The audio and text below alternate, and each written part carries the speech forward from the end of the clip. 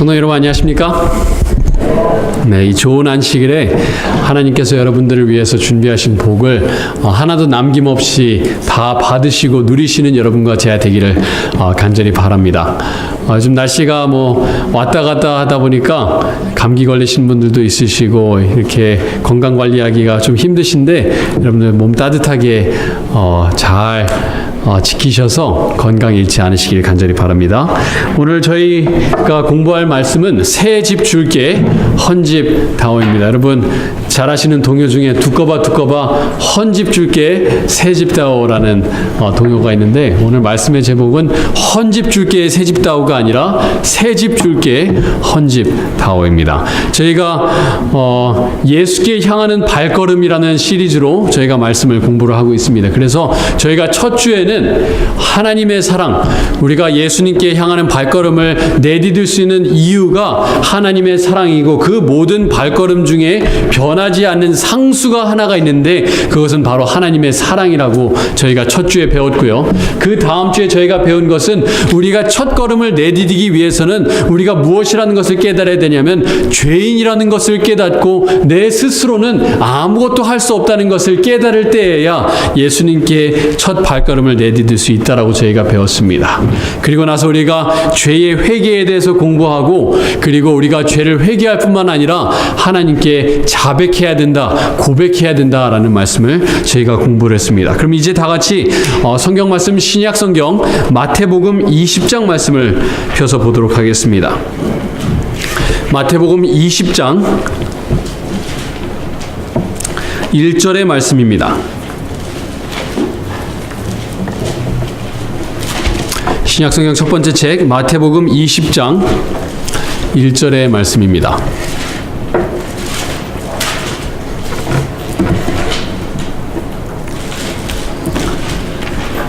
자, 여기 예수님께서 한 비유를 말씀을 하시는데요. 포도원의 품꾼들에 대한 비유입니다.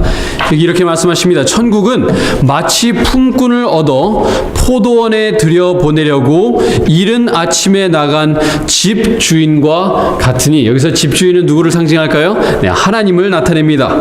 그가 한 데나리온씩 품꾼들과 약속하여 포도원에 들여보내고, 이른 새벽에 포도원의 주인이 나갔습니다. 그래서 일할 사람들을 구했어요. 그들에게 약속하기를 내가 너희에게 한 데나리온을 주겠다라고 약속을 했습니다. 근데 이제 시간이 지났습니다. 아침 9시쯤에 주인이 다시 나가서 일할 사람들을 데려옵니다. 그들이 열심히 일했습니다. 12시에 다시 주인이 나가서 일할 사람들을 데려오고 오후 3시, 오후 5시에 다시 나가서 일할 일꾼들을 데리고 포도원으로 데리고 왔어요. 이제 해질 때가 되어서 오후 6시쯤 되어서 정산할 시간이 되었습니다. 네. 아침 일찍 온 사람부터 늦게 온 사람까지 다 줄을 지어서 섰습니다. 그 중에서 첫 번째 돈을 받은 사람이 누구였는가 하면 가장 늦게 온 1시간도 일하지 않은 오후 5시에 온 사람들이 돈을 받기 시작하는데 눈이 휘둥그레졌어요. 네.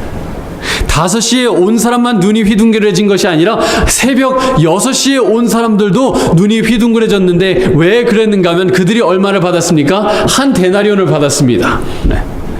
그 한 데나리온을 받은 오후 5시에 온 사람은 내가 이것을 받을 자격이 없는데 라고 생각하면서 감사하면서 집으로 돌아갔을 것입니다.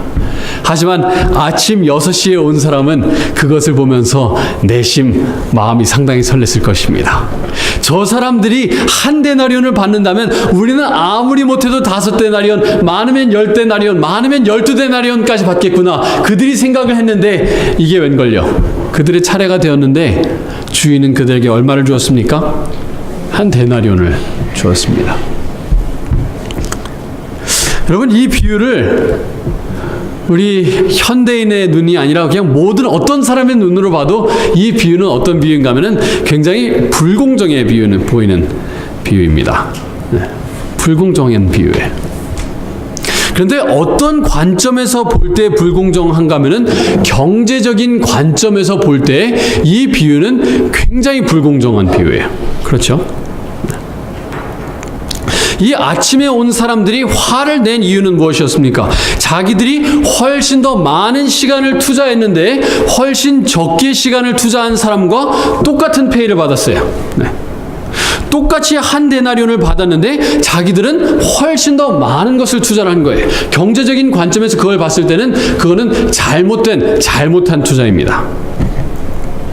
경제적인 관점에서 가장 좋은 투자는요, 가장 적게 투자해서 많이 거두는 것이 좋은 투자예요. 그렇죠? 그런 관점에서 아침 6시에 온 사람들은 12시간을 일했는데 1시간 투자한 사람과 똑같은 페이를 받았으니까 잘못한 투자예요, 이거는. 그들의 마음속에는 어떤 생각이 있는가 하면 우리가 어차피 한 데나리온을 받을 거라면은 12시간을 투자할 것이 아니라 1시간만 투자했으면 됐는데, 네. 잘못한 투자다라고 생각을 했어요.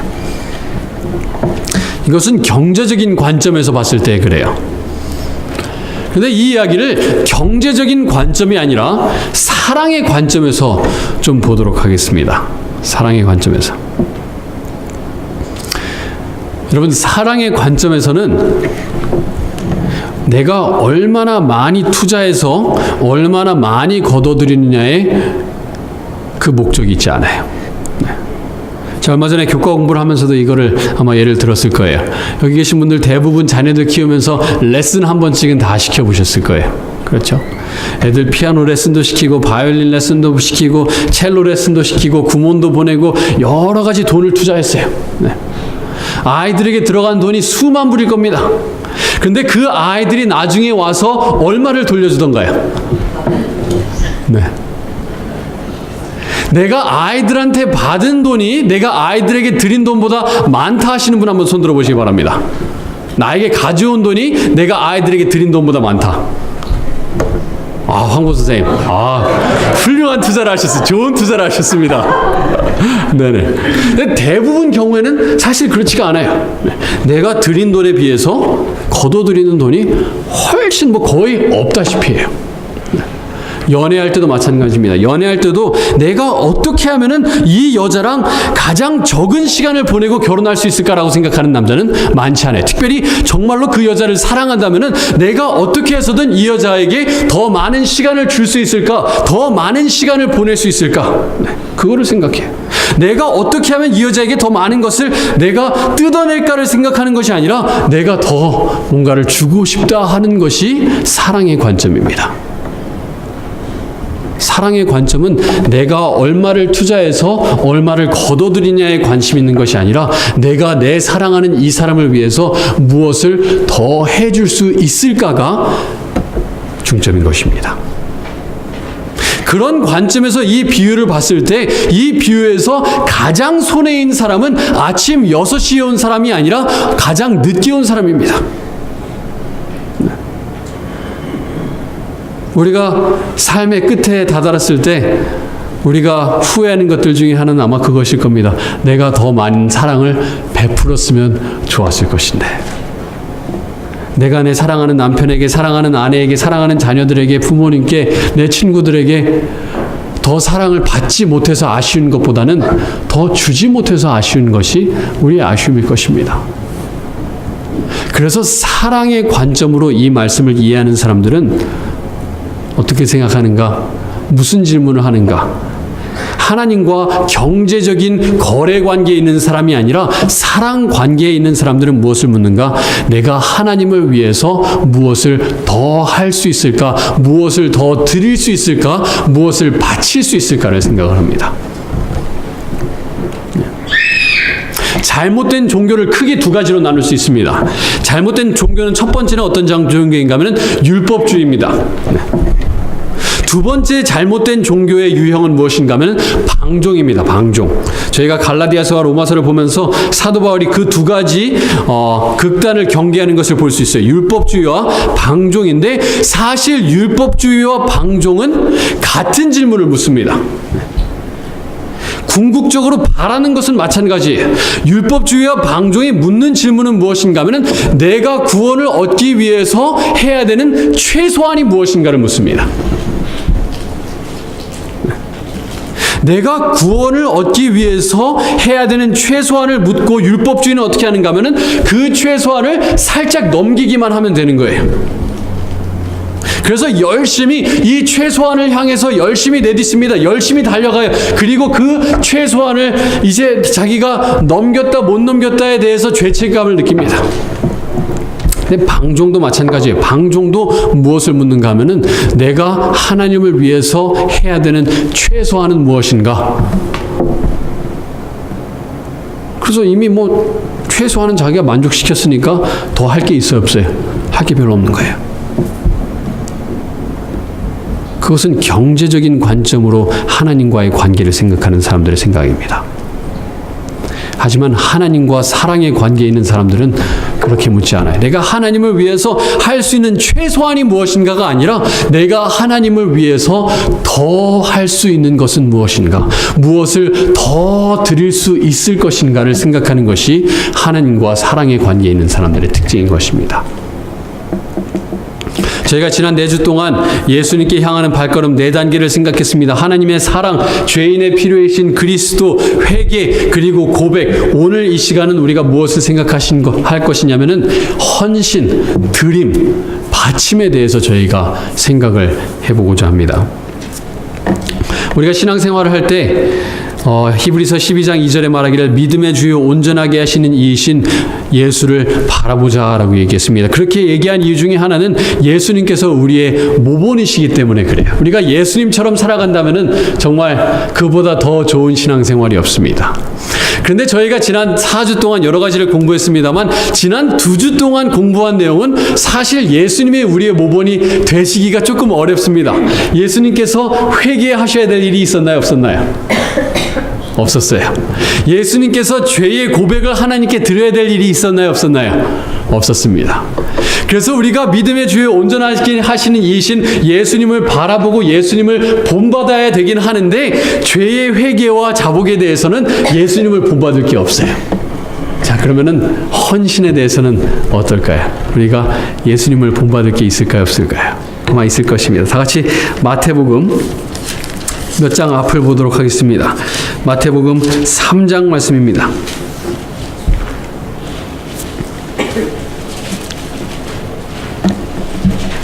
마태복음 3장 13절 말씀입니다.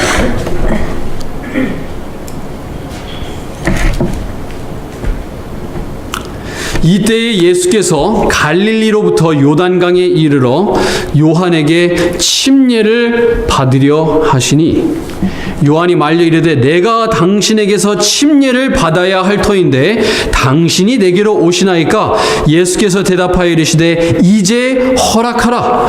우리가 이와 같이 하여 모든 의를 이루는 것이 합당하니라 하시니 이에 요한이 허락하는지라. 예수님께서 요한에게 나왔을 때 요한이 도무지 이해를 할 수가 없었습니다.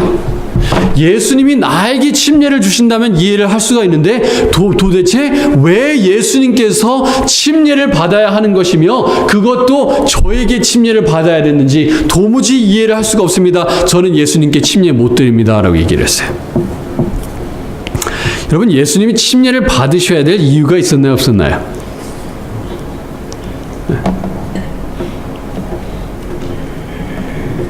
여러분, 침례는 무엇을 상징하나요? 침례가 상징하는 것은 여러 가지가 있습니다. 베드로가 설교하면서 너에게 침례를 받고 죄의 씻김을 받으라 라고 얘기를 하고 있습니다. 그래서 회개는 죄의 씻김을 상징합니다. 하지만 침례는 그것만을 상징하는 것은 아니에요. 다 같이 로마서 6장 말씀을 보겠습니다. 그래서 오늘 저희가 왜 예수님께서 침례를 받으셔야 되는지에 대해서도 좀 생각을 해보도록 하겠습니다. 로마서 6장 말씀입니다. 침례는 무엇을 상징하는가? 로마서 6장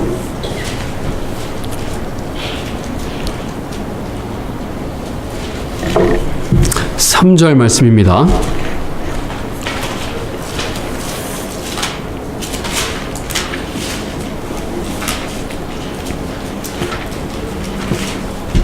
로마서 6장 3절입니다. 여기 이렇게 말씀하십니다. 무릇 그리스도 예수와 합하여 침례를 받은 우리는 그의 무엇과 합하여? 그의 죽으심과 합하여 침례를 받은 줄을 알지 못하느냐?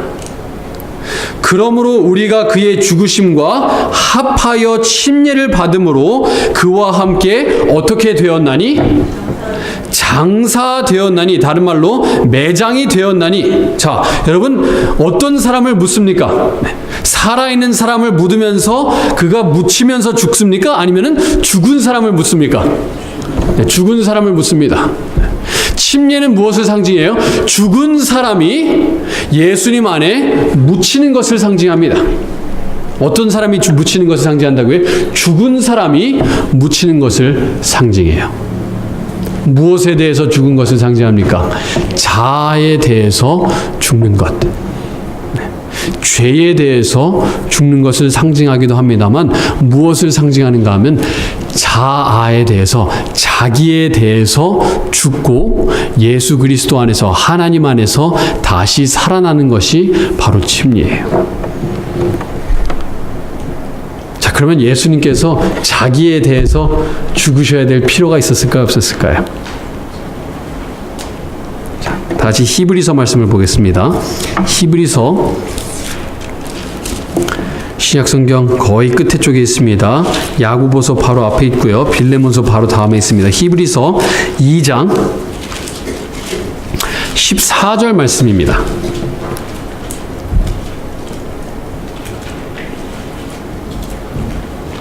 히브리서 2장 14절 말씀입니다.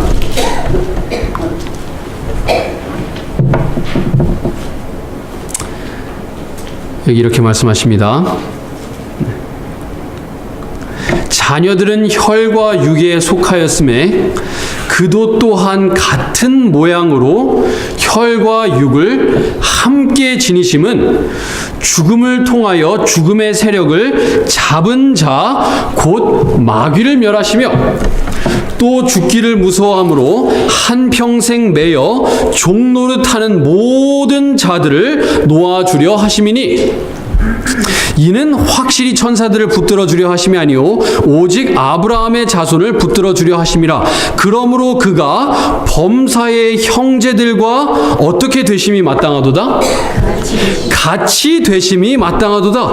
이는 하나님의 일에 자비하고 신실한 대제사장이 되어 백성의 죄를 어떻게 하려 하심이라? 속량하려 하심이라. 자, 우리를 구원하기 위해서 예수님께서 우리와 어떻게 되어야 하셨다고요? 같이 되어야 하셨다라고 말씀하고 있습니다. 18절, 그가 시험을 받아 고난을 당하셨은즉 시험 받는 자들을 어떻게 도울 수 있느니라? 능히 도우실 수 있느니라. 자, 예수님께서 이 땅에 오셔서 인생을 사셨는데 그 인생을 살아가신 규칙이나 룰이 어떤 룰과 똑같았는가 하면, 우리가 살아가는 룰과 예수님께서 살아가시는 룰이 어땠는가 하면 같은 룰로 살아가셨어요. 예수님께서는 100% 하나님이시면서 100% 인간이셨는데, 그리고 예수님께서 100% 전지전능하신 하나님이셨는데 이 땅에 오셔서는 그 전지전능하심을 사용하신 것이 아니라 어떻게 하시는가 하면은 전지전능하심을 잠깐 어떻게 하시는가 하면은 내려놓으셨어요.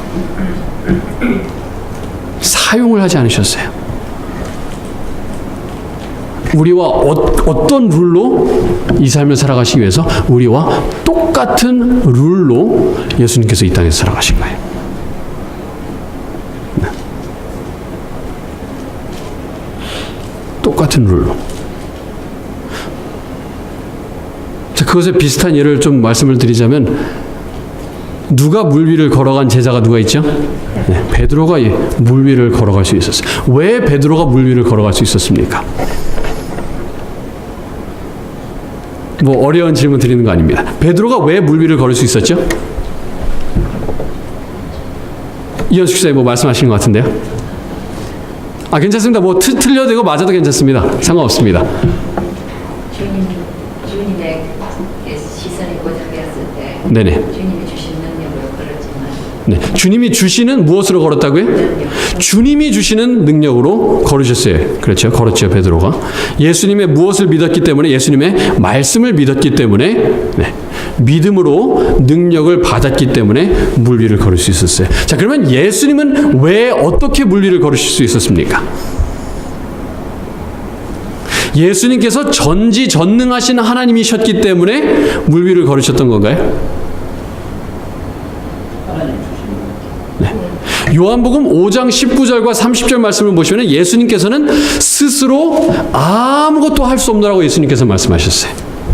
예수님께서 물 위를 걸으실 수 있었던 이유는 물론 예수님께서 그렇게 할 수 있는 능력이 있습니다. 하지만 예수님께서는 그 룰로 살아가신 것이 아니라 어떤 룰로 살아가셨는가 하면 인간과 똑같은 룰로 살아가시면서 누구에게 전적으로 의지하셨는가 하면 아버지에게 전적으로 의지하셨고 하나님께서 주시는 능력을 믿음으로 받으셨기 때문에 예수님께서 걸으실 수 있었던 거예요. 그랬기 때문에 우리를 능히 도우실 수 있다라고 얘기하고 있어요. 자, 만약에 조인네 집사님이랑 저랑 이제 고등학교를 이제 같이 다녔다라고 생각을 해보겠습니다. 근데 조인네 집사님은 천재예요. 네. 인정의 웃음소리가 나왔습니다.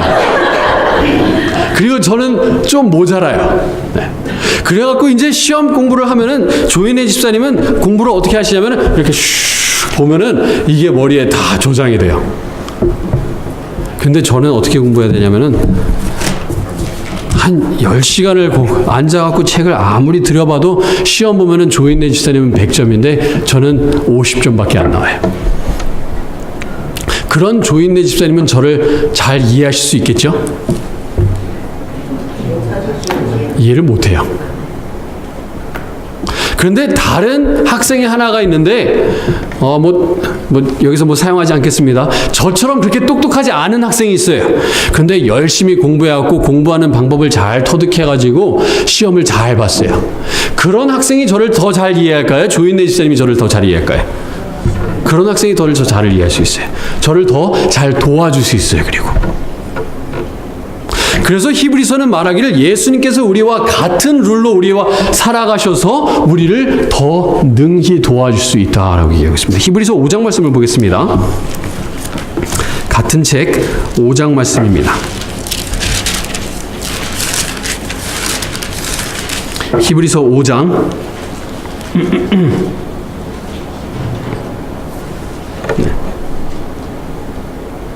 7절 말씀입니다. 그는 예수님께서 육체에 계실 때에 자기를 죽음에서 능히 구원하실 이에게 심한 통곡과 눈물로 간구와 소원을 올렸고 그의 경건하심으로 말미암아 들으심을 얻었느니라. 네. 그가 아들이시면서도 받으신 고난으로 순종함을 배웠다라고 나와 있어요. 하나님께서 예수님의 기도를 응답하신 이유가 자, 너는 내 아들이니까 내가 특별히 네 기도는 들어줄게. 그게 아니에요. 예수님의 왜 기도를 들으심을 받았다고요? 심한 통곡과 눈물로 하나님 앞에 경건한 마음으로 기도를 들었더니 아들이었기 때문에 들으신 것이 아니라 예수님께서 아버지에게 전적으로 의존하는 삶을 사셨기 때문에 예수님의 기도를 들어줬다라고 나 있어요. 예수님에게 더 유리한 룰을 적용시켜 드린 것이 아니라 똑같은 룰로 살아가게 하셨어요. 자, 그럼 누가복음 9장 말씀을 보겠습니다. 왜 이런 얘기가 나오는가? 누가복음 9장을 보시면 이제 그 말씀을 우리가 좀 이해할 수 있을 것 같습니다. 누가복음 9장 23절 말씀입니다.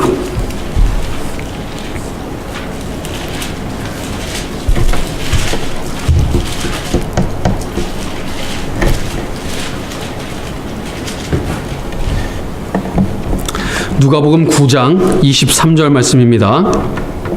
이렇게 말씀하십니다. 또 무리에게 이르시되 아무든지 나를 어떻게 하려거든? 따라오려거든. 네. 자기를 어떻게 하고? 부인하고 날마다 제 십자가를 지고 나를 따를 것이니라. 자, 여러분들 질문 드리겠습니다. 지금 누가복음 9장에 있는 말씀인데요. 이것이 예수님께서 십자가에 달려 돌아가시기 후에 하신 말씀인가요? 전에 하신 말씀인가요? 전에 하신 말씀이에요. 그렇죠? 근데 예수님께서 말씀하시기를 누구든지 나를 따라오려거든 자기를 어떻게 하고? 부인하고 날마다 제 십자가를 지고 나를 어떻게 할 것이니라? 따를 것이니라. 네. 여러분, 따라간다는 얘기는 뭐예요? 자, 나를 따라오라는 얘기는 내가 어디서 간다는 얘기예요? 자, 여러분 저를 따라오십시오 하면은 저는 어디에 있어요? 저는 앞에 있습니까? 저는 뒤에 있습니까? 저는 앞에 있다는 얘기예요. 네. 예수님께서 나를 따라오라는 얘기는 자기를 부인하고 날마다 제 십자가를 지는 삶을 누가 사셨기 때문에 이 말씀하신 거예요? 예수님께서 자, 나는 안 할 거지만 너희는 자기 부인하고 날마다 십자가 져라, 그렇게 얘기하시는 것이 아니라 나도 어떻게 하고 있다? 나도 자기를 부인하고 내 십자가를 이미 예수님께서 십자가를 지기 전부터 날마다 십자가를 지는 삶을 사신 거예요. 예수님께서 무엇을 포기하셨다고요? 자기를 포기하셨어요. 자기. 네. 자아를 예수님께서 부인하셨어요. 왜 예수님께서 자아를 부인하셨습니까?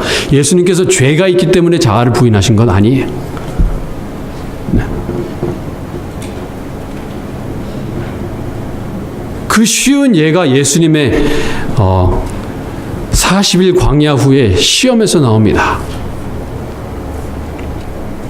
40일 동안 예수님께서 광야에서 금식하셨을 때 배가 고프셨을까요? 안 고프셨을까요? 배가 조금 고팠겠죠? 엄청나게 고팠을 거예요. 왜 배가 고프셨나요? 하나님인데, 전능하신 하나님인데 왜 배가 고프셨죠? 전능하신 하나님이라면은 그냥 배고픔 싹 없어져라 하면은 없어질 수 있어요, 없어요? 없어질 수 있어요.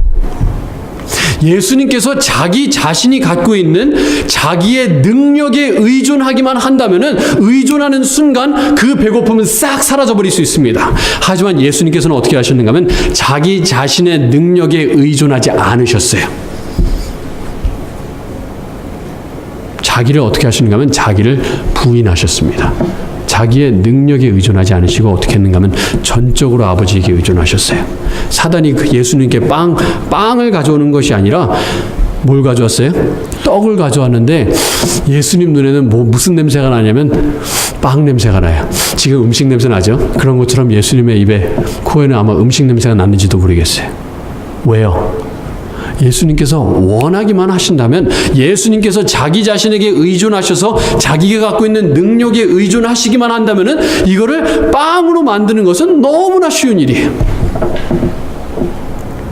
근데 예수님께서 어떻게 하시는가 하면은 자기 자신에 대해서 죽으시고 어떻게 하시는가 하면 아버지에게 전적으로 의지하셨어요.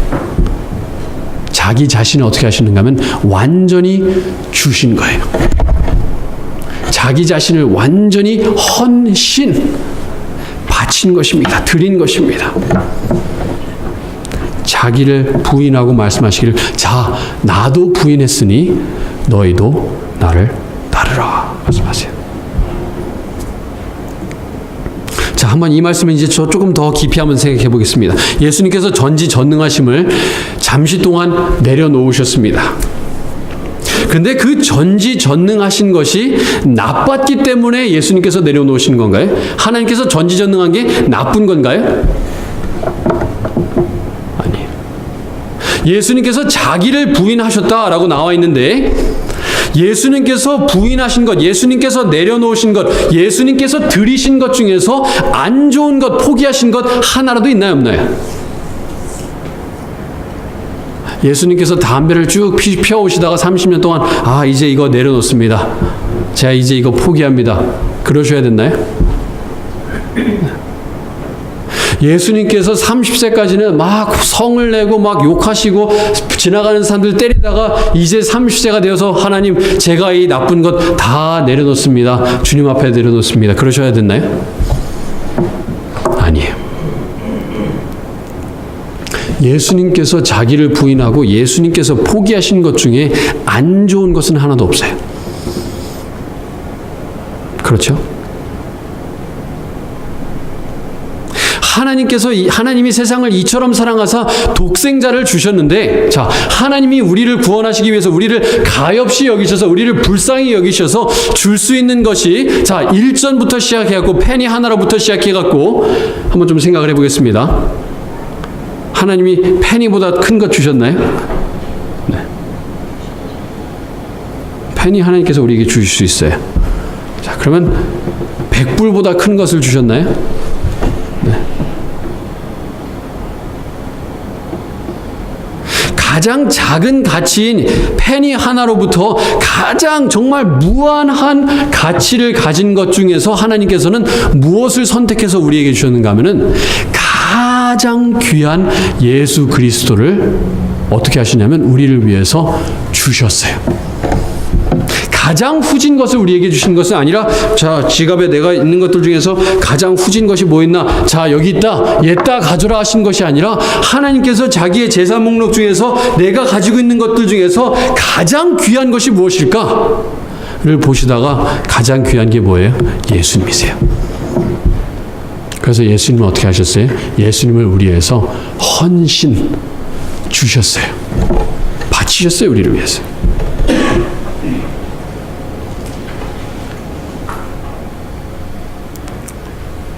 근데 하나님께서 우리에게 포기하라고 하는 것들 중에서 좋은 것 있나요? 없나요?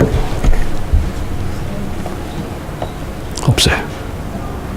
하나님은 가장 좋은 것을 포기하시고 가장 귀한 것들을 부인하시고 우리에게 말씀하시기를 자, 너희는 가장 더러운 것을 나에게 바쳐라. 무엇을 바치라고 말씀하시는가?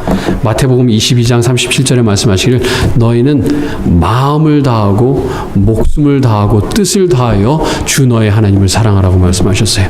그들 그 세 개 중에서 무엇을 가장 먼저 말씀하셨나요? 마음을 나에게 바쳐라 말씀하십니다. 잠언 23장 26절에도 비슷한 말씀이 나옵니다. 잠언 23장 26절에 말하기를 아들아 너의 마음을 나에게 바쳐라. 나에게 주어라. 무엇을 달라고요? 마음을 달라고 말씀하십니다. 우리 마음이 정말 귀하기 때문에 그렇게 바치라고 하셨나요? 잠언 4장 23절에 너 무릇 지킬 만한 것들 중에서 너의 마음을 지켜라. 왜요? 생명의 무엇이 거기에서 남이니라? 생명의 근원이 거기에 있기 때문에 마음을 바치라고 말씀하셨어요.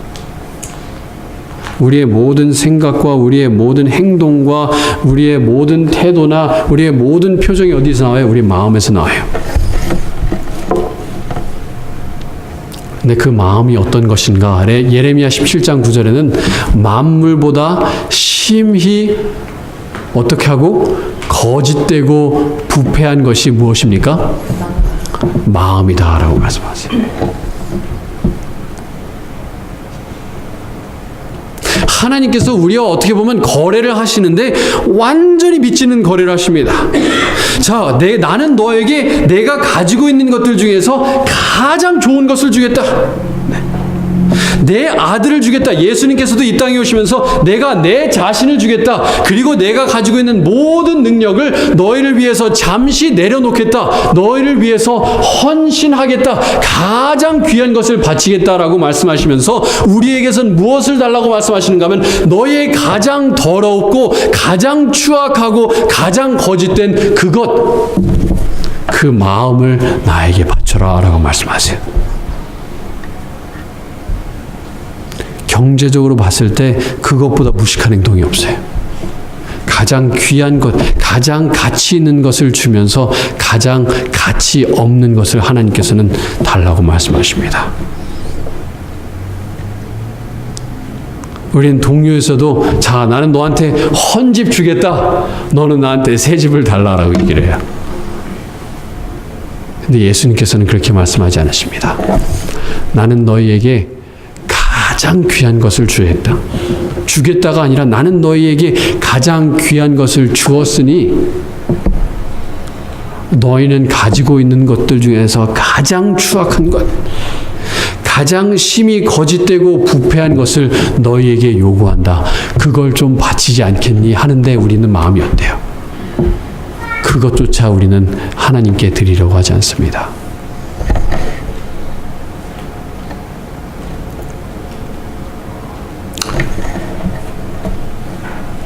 사랑하는 성도님 여러분, 자기를 바치신 예수님, 자기를 부인하신 예수님, 자기를 포기하신 예수님처럼 오늘 여러분 자신을 내려놓으시고 포기하시기 바랍니다. 그리고 사도 바울이 얘기한 것처럼 쉬지 않고 기도하는 삶을 통해서 날마다 여러분 자신을 하나님께 새롭게 제사로 바치시기 바랍니다. 로마서 12장 1절에 얘기하는 것처럼 여러분의 몸을 하나님께 산 제물로 바치시길 바랍니다. 그게 가치 있기 때문에 우리가 어떤 가치를 내재하고 있기 때문에 우리가 하나님께 드리면 이게 대단한 가치가 있는 거구나 그렇게 받아들이시는 것이 아니라 하나님께서는 그것조차도 정말 더럽고 쓰레기 같은 나이지만 정말 아무 가치 없는 나이지만 예수님께서는 그것조차도 귀하게 받아들이시고 그것에 예수님께서는 기뻐하시는 것입니다. 성도 여러분, 예수님께서 오늘 말씀하십니다. 새 집 줄게. 내가 가장 귀한 것 줄 테니까 헌 집 다오. 너희의 가장 더러운 그 마음을 나에게 다오. 나에게 바치거라. 나에게 전적으로 바치거라. 아까울 것이 무엇이 있느냐. 나는 너에게 모든 것을 주었는데. 그리고 그 아들을 아끼시 않으신 하나님께서 우리에게 더 무엇을 아끼시겠습니까? 가장 귀한 예수님을 우리에게 주셨다면 하나님께서는 우리의 행복을 바라시는 것이 너무나 분명합니다. 때로는 우리가 하나님께 바치지 않는 이유가 우리가 하나님께 헌신하지 않는 이유가 우리가 하나님께 드렸을 때 그것만큼 잃는다고 생각하기 때문에 혹시 바치지는 않으신지요? 하지만 우리가 하나님께 바치는 것은 하나님께 드리는 것은 절대로 잃어버리는 것이 아니라는 것을 여러분들에게 분명히 말씀드리고 싶습니다. 아브라함이 그의 아들을 하나님께 바쳤을 때 그는 아들을 잃는 것이라고 생각했을지 모르지만 그는 그날 아들을 절대로 잃지 않았습니다. 오히려 그의 아들과 관계가 돈독해지면 돈독해졌지 그는 아들을 잃어버리지 않았습니다. 우리가 하나님께 각종 헌물을 드릴 때 그만큼 돈을 잃는다고 생각할지 모르겠지만 하나님께서는 절대로 그만큼 잃도록 하지 않으실 것입니다. 사랑하는 성도 여러분, 여러분의 마음, 우리의 더러운 마음을 하나님께 드리시기 바랍니다. 여러분의 가진 모든 것을 주님께 날마다 바치시고 이것이 하나님의 것이라는 것을 인정하시기 바랍니다. 그럴 때 하나님께서는 여러분들에게 잃게 하지 않으시고 여러분의 가지신 것을 더욱더 귀히 사용하여 주시고 오히려 더 풍성히 여러분의 삶 속에 허락해 주실 것입니다. 가장 귀한 것을 주신 하나님께서는 분명히 그렇게 하실 것입니다. 그런 것을 믿고 여러분 자신을 날마다 드리시는 여러분과 제가 되길 바라면서 오늘 말씀을 줄이겠습니다.